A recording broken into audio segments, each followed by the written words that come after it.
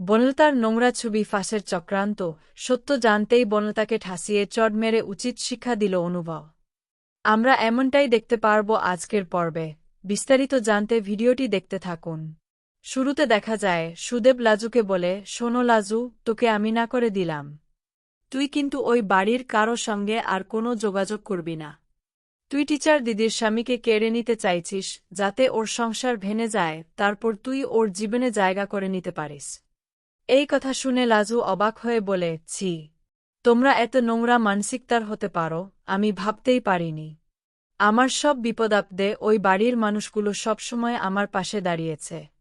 আর আজ তোমরা বলছো তোমাদের কথায় আমি তাদের সঙ্গে যোগাযোগ বন্ধ করে দেব? কেন করবে? যখন আমি ওই বাড়িতে ছিলাম তখন তুমি তো শুধু আমার সঙ্গে দেখা করেই চলে আসতে। আমি তোমাকে কতবার বলেছিলাম আমাকে সেখান থেকে নিয়ে এসো, কিন্তু তুমি তো কোনোদিন আমাকে নিয়ে যেতে পারোনি। লোকলজ্জার ভোজে আমাকে ওই বাড়িতেই রেখে দিয়েছিলে। বলো তো, ওই বাড়ির লোকদের কি তুমি কোনোদিন টাকা দিয়ে এসেছিলে যাতে তারা আমাকে খাওয়ায় রাখে? কোনোদিন তো দাওনি। তাহলে তুমি নিমখারাম হতে পারো, কিন্তু এই লাজু নিমখারাম নেয়। লাজু স্বার্থপর নেয়। তাই যতদিন বেঁচে থাকবে ওই বাড়ির মানুষদের সঙ্গে যোগাযোগ রাখবেই।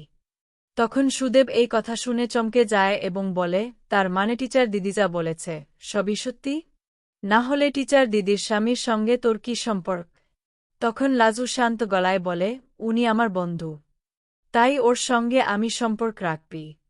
তোমার কথায় আমি কোনোদিনও ওর সঙ্গে যোগাযোগ বন্ধ করব না। কারণ এই মানুষটার জন্যই আজ আমার জীবনে অনেক ভালো হয়েছে। আমি নিজের পায়ে দাঁড়ানোর সাহস পেয়েছি। তাই শোনো, এই লাজু কোনোদিনও একটা স্বার্থপর হতে পারবে না যে যারা তার কঠিন সময়ে পাশে দাঁড়িয়েছিল তাদের সবাইকে ভুলে যাবে। তুমি না চাইলেও ওই লোকগুলোর সঙ্গে আমি যোগাযোগ রাখব। আর তুমি যদি সেটা মেনে নিতে না পারো, তাহলে আমি এখান থেকে হোস্টেলে চলে যেতে পারি। এবার তোমরা নিজেরা আলোচনা করে ঠিক করে নাও কি করবে। এই কথা বলেই লাজু সেখান থেকে চলে যায়। অন্যদিকে সুদেব চিন্তিত হয়ে মাকে বলে, মা, এবার আমি কি করব? তখন সুদেবের মা বলে, শোন, ওই ধানে লঙ্কার রাগটা একটু কমুক, তারপর দেখিস আমি কি করি। আমি সব ব্যবস্থা করে রাখছি। এই কথা শুনে দীপা, অর্থাৎ সুদেবের বৌদি, অবাক হয়ে যায়। এরপর দেখা যায় অনুভব অফিসে গুরুত্বপূর্ণ একটি মিটিং করছে। ঠিক সেই সময় বনলতা সেখানে গিয়ে হাজির হয়। বনলতাকে দেখেই অনুভব প্রচণ্ড রেগে গিয়ে বলে, এ কি, তুমি এখানে? তারপর নিজের সেক্রেটারিকে ডেকে বলে, তুমি ওকে ভেতরে ঢুকতে দিলে কেন? আমার কাছ থেকে কোনো অনুমতি নিয়েছিলে? তখন সেক্রেটারি বলে, স্যার, ম্যাডাম বললেন উনি আপনার স্ত্রী, তাই আমি আর বাধা দিইনি। তখন অনুভব বলে, তাতে কি হয়েছে? আমি এখানে খুব জরুরি একটা মিটিং করছিলাম। ভবিষ্যতে শুধু আমার স্ত্রী বা বাড়ির লোক বলে কাউকে এভাবে ভেতরে ঢুকতে দেবে না। এটা একটা অফিস, এখানে নিয়ম আছে। তখন বনলতা বলে, আচ্ছা অনুভব, এত রাগ করছ কেন? আর সবাই তো আমাকে চেনে। তুমি যদি আমার সঙ্গে এভাবে ব্যবহার করো তাহলে সবাই তোমার সম্পর্কে ভুল ধারণা করবে। তখন অনুভব বলে, আমার ব্যাপার আমি বুঝে নেব। তুমি এখন যাও, পরে আমি তোমাকে ফোন করব। তখন বনলতা বলে, সব কথা কি ফোনে বলা যায়? ঠিক সেই সময় অনুভবের ক্লায়েন্টরা বলে, স্যার, আমরা পরে আসছি। এই বলে তারা বাইরে চলে যায়। তখন অনুভব বনলতাকে জিজ্ঞেস করে, তুমি এখানে কেন এসেছ? তখন বনলতা উল্টাপাল্টা কথা বলতে শুরু করে। সে বলে, এই মেয়েটা শুরু থেকেই তোমার দিকে নজর রেখেছে। আমি সব দেখেছি। লাজু সেটা জানে। তখন অনুভব রেগে গিয়ে বলে, বেরিয়ে যাও। আমার কেবিন থেকে এখনই বেরিয়ে যাও। তখন বনলতা বলে, আচ্ছা অনুভব, তুমি যদি আমার সঙ্গে এভাবে ব্যবহার করো তাহলে তোমার ইমেজের কি হবে বলো তো? সবাই তো তোমাকেই ভুল বুঝবে।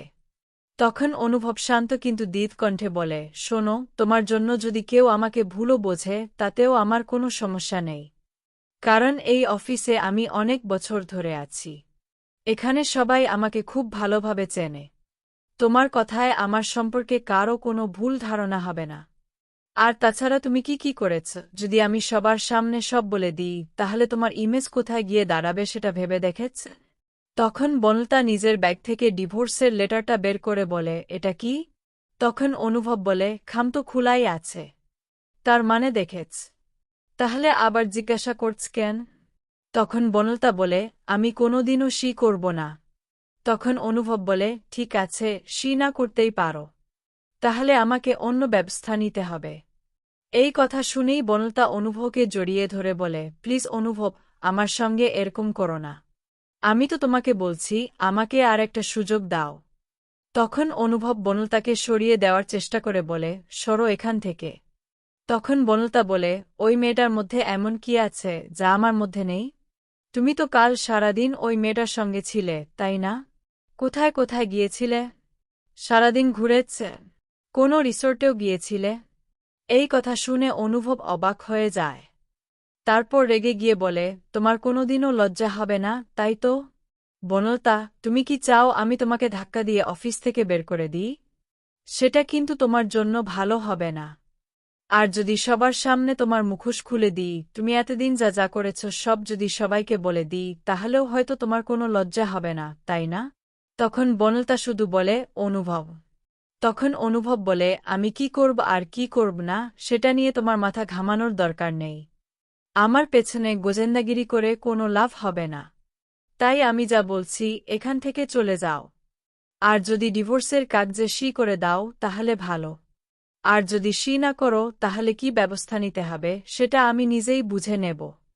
এই কথা শুনে বনলতা অবাক হয়ে তাকিয়ে থাকে। আর অনুভব প্রচণ্ড রেগে যায়। অন্যদিকে রাত হয়ে যায়। তখন বনলতার মা বনলতাকে বলে, বন্যা, তুই কিন্তু এবার খুব বাড়াবাড়ি করে ফেলছিস। কি দরকার ছিল কখনো ওদের বাড়িতে যাওয়ার, আবার কখনো অনুভবের অফিসে যাওয়ার? তখন বনলতা বলে, শোনো মা, তুমি আমাকে একদম জ্ঞান দেবে না। তখন বনলতার মা বলে, এভাবে সবকিছু উল্টো হচ্ছে। শেষ পর্যন্ত তোরই ক্ষতি হবে, বন্যা। তুই কেন সেটা বুঝতে পারছিস না? তখন বনলতা বলে, শোনো মা, তুমি আর বাবা আমাকে একদম জ্ঞান দেওয়ার চেষ্টা করবে না। আমি জানি অনুভব আমাকে কোনোদিনও মেনে নেবে না। ওর সঙ্গে আমার সম্পর্ক আর কোনোদিন স্বাভাবিক হবে না। কিন্তু লাজু ওকে পাবে সেটা আমি কিছুতেই হতে দেব না। আমি যখন অনুভবকে পাইনি তখন লাজুকেও ওকে পেতে দেব না, বুঝতে পেরেছ? তাই আমি এমন একটা ব্যবস্থা করব যাতে লাজুর এমন অবস্থা হয় যে ও আর কোনোদিন ওই শহরে থাকতে না পারে। এই লাজুর জন্যই আজ সবকিছু হয়েছে। লাজুর জন্যই অনুভব আমাকে সহ্য করতে পারছে না। আমি যা করেছি আমার সংসার আর আমার স্বামীকে ধরে রাখার জন্যই করেছি। কিন্তু আমি যখন তার কোনো মূল্য পাচ্ছি না তখন লাজুকেও আমি ছাড়ব না। কিছুতেই ছাড়ব না। এমন অবস্থা করব যাতে ও আর কারো সামনে মুখ দেখাতে না পারে। এমনকি অনুভব যেন ওকে একদম সহ্য করতে না পারে। এই কথা শুনে বনলতার মা চমকে যায়। অন্যদিকে দেখা যায় লাজু বই নিয়ে বাইরে পড়তে যাচ্ছিল। ঠিক তখনই সুদেব এসে বলে, দে, বইগুলো দে। এই বলে সে বইগুলো কেড়ে নিয়ে ছুঁড়ে ফেলে দেয়। তখন লাজু অবাক হয়ে বলে, এরকম কেন করলে তুমি? তখন সুদেব রেগে গিয়ে বলে, আগে বল, কাল ওই টিচার দিদিমণির স্বামীর সঙ্গে কোথায় গিয়েছিলি? সারাদিন কোথায় ছিলি? তখন লাজু মনে মনে ভাবে, এত কিছু ও জানল কি করে? তার মানে বনলতা দিদি সব বলে দিয়েছে। তাহলে বনলতা দিদি আমাদের অনুসরণ করছিল। ও আমাদের দেখেছে। তারপর লাজু বলে, সেটা আমি কেন তোমাকে বলবো? দে, তোমাকে এই খবর দিয়েছে তাকে গিয়েই জিজ্ঞাসা করো। আর তোমার সেই টিচার দিদিমণি তোমাকে এত খবর দিল, কিন্তু ও কি কি করেছে সেগুলো কি বলেছে?